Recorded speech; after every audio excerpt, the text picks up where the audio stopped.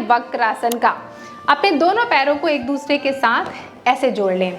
अब अपने राइट पैर को घुटने से मोड़ें, राइट पैर के पंजे को लेफ्ट घुटने के पास रखें ऐसे।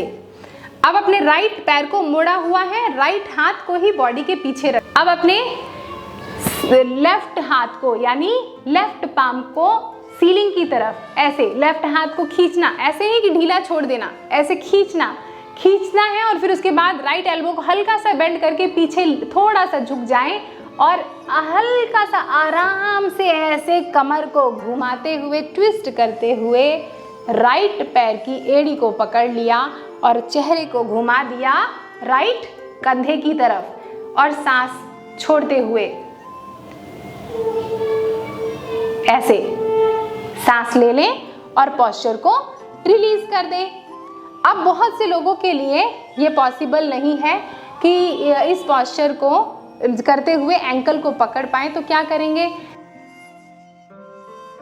बाएं हाथ से अपने दाहिने घुटने को यानी left palm right knee pull करें अपने लेफ्ट शोल्डर की तरफ and then slowly look back ऐसे सांस छोड़ते हुए रोके 5 4 3 2 1 इस तरीके से। और फिर इसके बाद पैरों को रिलीज कर दें और थोड़ा सा रेस्ट करें। हर एक पोस्चर के बाद देखिए रेस्ट जरूर कीजिए और दौड़ भाग के अभ्यास मत कीजिए, आराम करके। अब इस पोस्चर को हम कम से कम 10 सेकेंड या 30 सेकेंड या 1 मिनट तक रोकेंगे। उस समय सांसों की स्थिति क्या होगी? अब अपने उसी तरीके से किया, राइट पैर को मोड़ा, लेफ्ट घुटने के पास अपने राइट पैर को रखा, राइट हाथ को बॉडी के पीछे रखा, सांस लिया, हाथ को सीलिंग की तरफ खींचे, सांस लिया और सांस छोड़ते हुए अपने एंकल को पकड़ लिया और चेहरे को राइट शोल्डर की तरफ घुमा दिया। अब नॉर्मल ब्रीदिंग करेंगे, ब्रीद करते रहें। या तो फिर अगर एंकल को नहीं पकड़ सकते तो इस तरीके से राइट घुटने को ऐसे खींचे, ब्रीद करते रहें।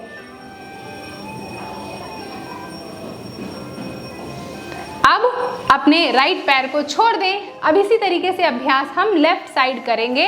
लेफ्ट साइड भी इसी तरीके से 5 सेकेंड। सांसों का ध्यान रखना बहुत ज़रूरी है, ये ध्यान रखिएगा। लेफ्ट पैर को ऐसे घुटने से मोड़ा, लेफ्ट पैर के पंजे को राइट घुटने के पास रखा, लेफ्ट पाम को बॉडी के पीछे रखा, गहरी लंबी सांस ली, राइट हाथ को छत की तरफ खींचा और धीरे से पीछे की तरफ झुकते हुए कमर को पूरा का पूरा ट्विस्ट कर दें। यही मदद करेगा आपके स्पाइनल डिसऑर्डर को सही करने में। पीछे देखें, सांसें रोका हुआ है। 5 4 3 2 1। अब अगर ऐसे ना पकड़ पाए तो आराम से अपने लेफ्ट घुटने को पकड़ा और इसको राइट शोल्डर की तरफ खींचे, होल्ड करें। 5 4 3 2 1। अब इसी तरीके से फिर रेस्ट करें, दोनों पैरों को ऐसे सीधा कर लिया, रेस्ट करें। अब जब इस पोस्चर को इस तरीके से कर लिया है, अब ज़रा 30 सेकेंड तक इसी पोस्चर को हम अभ्यास करते हैं। लेफ्ट पाम को बॉडी के पीछे रखा, राइट हाथ को छत की तरफ खींचा, सांस छोड़ते हुए अपनी लेफ्ट एंकल को पकड़ लिया, राइट पाम से पीछे देखें, सांसें नॉर्मल लेते और छोड़ते रहें।